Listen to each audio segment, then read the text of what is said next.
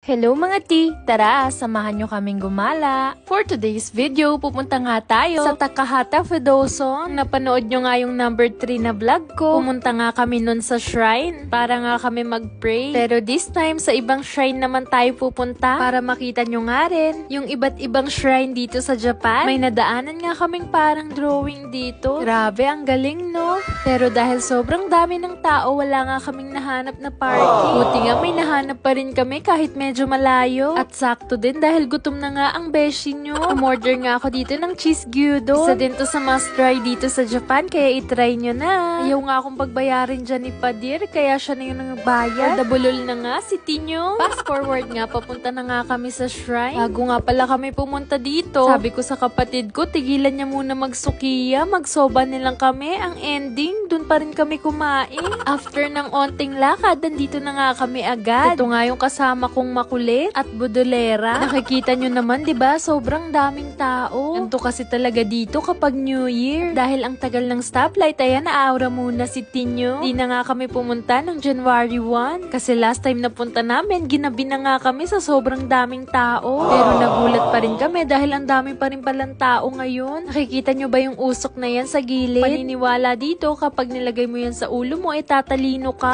Pero hindi yan joke. Parang ganun talaga yung paniniwala nila. Sabi lang din sa akin yan dati ng cowork ko, kaya hindi ko alam kung totoo ba. Pero wala namang mawawala kung itatry natin. Kaya dalhin nyo na nga rin yung mga kaibigan yung bobo sa pag-ibig. Char! Uy, joke lang, di ka naman mabiro.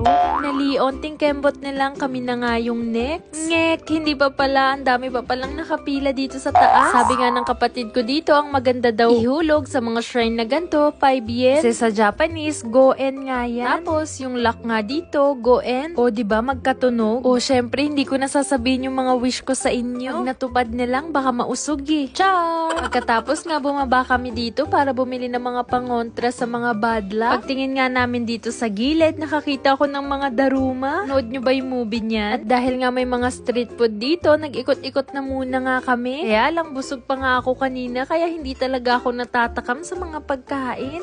Kaya nga tong kapatid ko na bumunot daw kami ng luck namin for this year. May bayad nga pala yan guys ha. 89 nga pala yun nabunot ko. So 90 nga tong nakuha ko kaya binalik ko. Pagkuha ko nga dito nagulat ako dahil bad fortune. Ano ba yan? Ang dami ko pa naman plano for this year kaya hindi natin yan dadalhin. Kailangan ko nga itali dyan para maiwan yung mga sumpa. Char!